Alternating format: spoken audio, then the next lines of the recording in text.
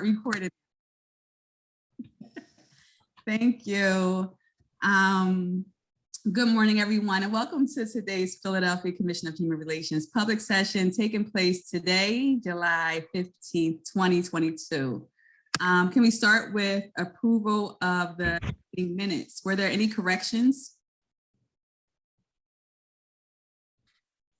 Commissioner Austin, did you have any? No, they were made. Oh, corrections were made already. Okay, so I move that we accept the minutes and that they are submitted into the record. Next up are cases recommended for closing. I'll ask for recusals after I read cases. Give me a moment while I pull up the cases. All right, cases recommended for closing for the month of July are as follows. Under employment, we have Latasha Cohen versus Methodist Family Services of Philadelphia, Candace B. Hill versus Advanced Urgent Care, Lucinda Gibbons versus Universal Protection Services LLC and Comcast, Antoinette Rice versus City of Philadelphia, William Kerman versus Red Nail Insurance Brokers Incorporated, Edward K. Middleton versus City of Philadelphia, Joy A. McIntyre versus CGFNS International Incorporated, Robert Proctor versus Uber Technologies Incorporated. Under housing, we have Jacqueline Mack versus Nakia Peterson with Compassion Home Care, LLC. Under public accommodation, we have Lacole Pearson versus Wood Brothers Bar Incorporated and Wood Brothers Bar doing business as Woody's. And under Ban the Box, we have Johnny Wilcox versus Path People Acting to Help Incorporated and Robert Proctor versus Uber Technologies. And those are cases recommended for closing. Any recusals? I don't believe I have any recusals, but to the extent that the Women's Law Project represents any litigant involved in this month's closings, and I don't think that they do, I would recuse from any case in which the Women's Law Project represents a client. Thanks, Sarah, for that note, and we'll make sure we put that in the minutes. All right, since there's no recusals, can I have a motion to accept the cases? I'm sorry. I see Commissioner Alpert. Can I have a second? Commissioner Ricks, all in favor? Thank you, everybody. Closings for the month of June have been accepted. And with that, I will turn the meeting over to our Executive Director, Ikea. Hi, Shalimar. Thank you. I have just a few updates. I will start with legislation. On Monday, our regulations protecting transgender and gender nonconforming youth became effective, and we are really excited about those protections that will be offered through institutions, including school settings, after school settings, recreation centers, any institutions serving youth. The regulations will offer, will make requirements, including that institutions utilize the name and pronouns with which youth identifies. It also requires that the institution keep the transgender identity or the youth's identity private and confidential, and requires institutions to allow youth to use restrooms and locker rooms that correspond to their gender identity. Finally, it requires that youth be permitted to dress in clothing that corresponds to their identity. And like all of our regulations, it requires that the institution provide training to their staff and personnel regarding discrimination and prevention of discrimination. We will be providing guidance to the public that will appear on our website shortly. And as always, if there are any questions or concerns, we are available to answer those questions. In terms of compliance, Deputy Director Pamela Gwaltney and the compliance team have been working diligently to ensure timely and thorough investigation of discrimination complaints. As a result, we anticipate an uptick in default judgment hearings for parties who have failed to comply with our requests. Myself, along with Deputy Director Pamela Gwaltney and Principal Attorney Karen Foreman, as well as the compliance supervisors, will be attending the EEOC's National Conference, which will be held next week. In terms of prevention and education highlights, on June 17th, HR Representative David Oliver participated in several community outreach festivities with the 5th and 35th Police District. And I was also there in attendance, happy to support David in those community outreach efforts. On June 23rd, we had the second part of a 3-part series for the Black and Gold series, Black and Gold Leadership Boot Camp series, and it was held at Bartram Gardens. For those that don't know, this series was very thoughtful, engaging for appointed commissioners and community leaders as they seek to strengthen relations between Black and Asian communities in Philadelphia. Our HR representatives, Carlos Aviles Marcano, as well as Abigail Sue and David Oliver, were instrumental throughout the process in making sure that our conversations were meaningful, that the environments felt safe to have those types of dialogue. And so we really commend them, as well as obviously our Deputy Director, Randy Duque, for the efforts to ensure success in that regard. Randy will be compiling a summary of the conversations that were held in part of the dialogue on race. So we look forward to that. On June 23rd, Deputy Director Pamela Gwaltney, as well as Deputy Director Randy Duque and myself, provided an overview of PCHR to Temple University's Dialogue Institute. This year's cohort included students from Egypt, Lebanon, Iraq, India, and Indonesia. The Dialogue Institute engages religious, civic, and academic leaders in practicing skills of respectful dialogue and critical thinking. We were excited to be a part of that program, and the students just share so many great ideas. And so we left the door open if they want to continue those conversations with us. The next update relates to a conflict response.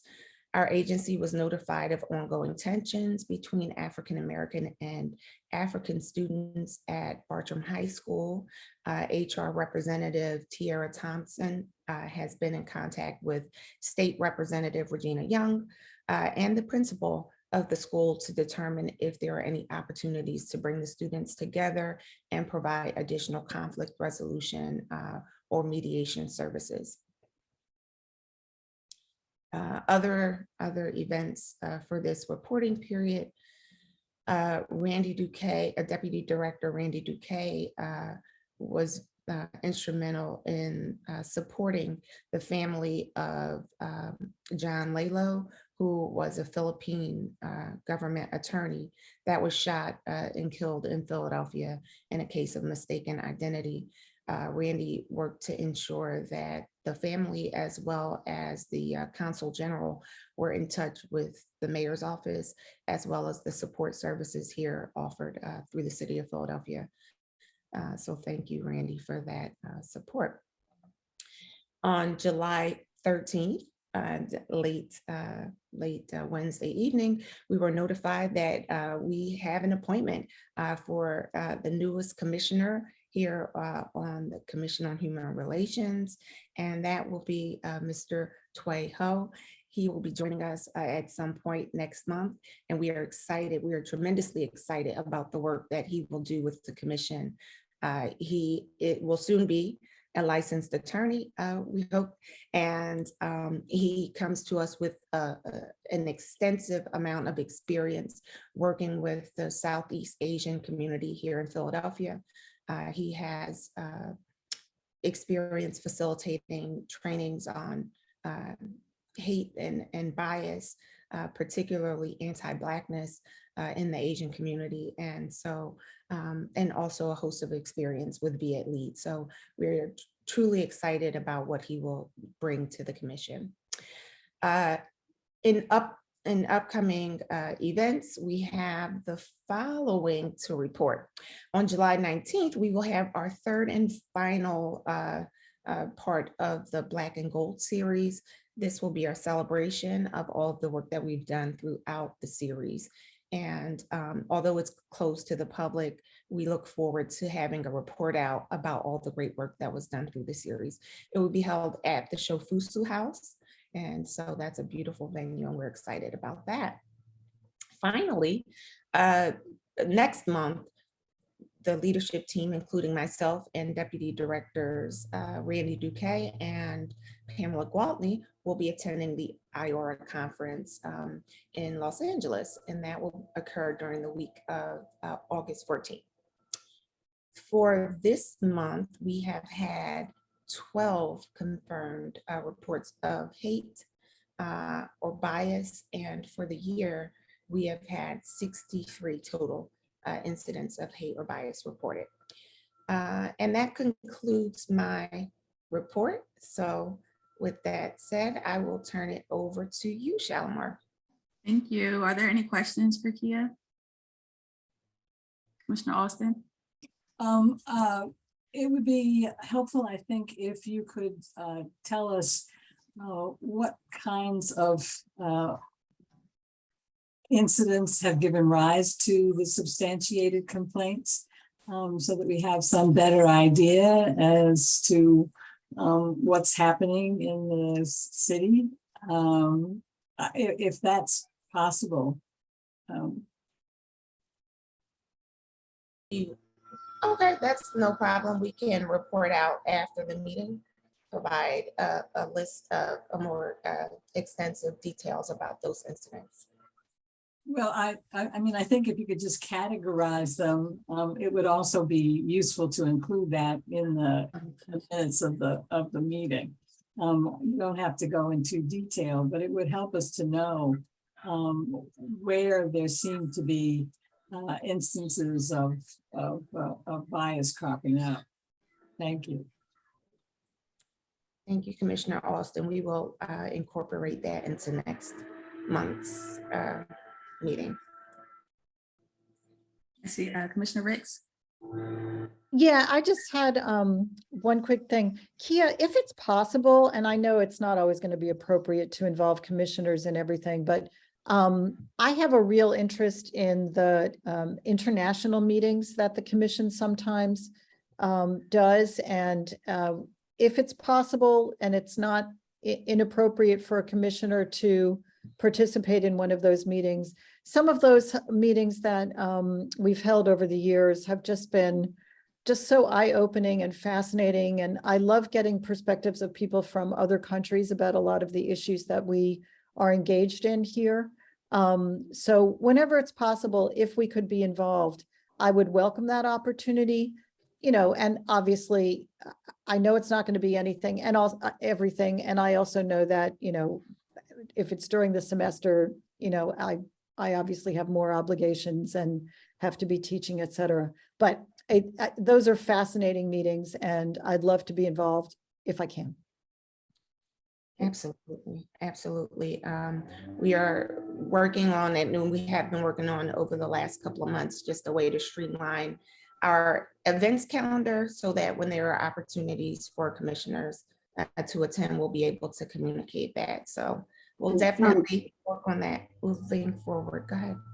I got really positive feedback about your meeting with the Dialogue Institute, and they were extraordinarily appreciative. So thank you very much. You're welcome. Thank you. I had one question, Kia. Do you know if there's a date or a tentative date for when the report will be released from the Black and Gold meetings? No, I don't have the exact date because the third session is next week. So it'll take a little time for us just to sort of summarize highlights of that. And I mean, I'm sure before our September meeting, we could have a report out for that. Thank you. Any other questions? All right. Thanks, Kia, and to the team over there for doing such great work in the community and reporting on some really great wins for the communities that we serve. So thank you. All right, so our next meeting will take place in August. The executive session will take place on August 12th, 2022, and the public session will be held on August 19th, 2022. Readers for the month of August are Commissioners Alpert, Austin, and Loren. And I'm guessing, Pam, you'll work with our new commissioners to get them assigned to reading groups. Yes, we are going to start with Commissioner Thomas, and he will be added to next month's group of readers. So he'll be included in the August. That's correct. Thank Yep. you. And so Commissioner K. Thomas, not to be confused with Commissioner S. Thomas, will be added to the readings for the month of August. Can I have a motion to adjourn? I see 80 motions to adjourn. No, it's like, I'm sorry. I see Sarah and Commissioner Alpert, and so I'll take that as the first and second. All in favor? Thank you. Everyone have a fantastic weekend. You And too. Kareem, great to see Yeah. you. Great to meet you. Same here, Sarah. All right, You- bye-bye, you all. Bye. Great weekend. All right.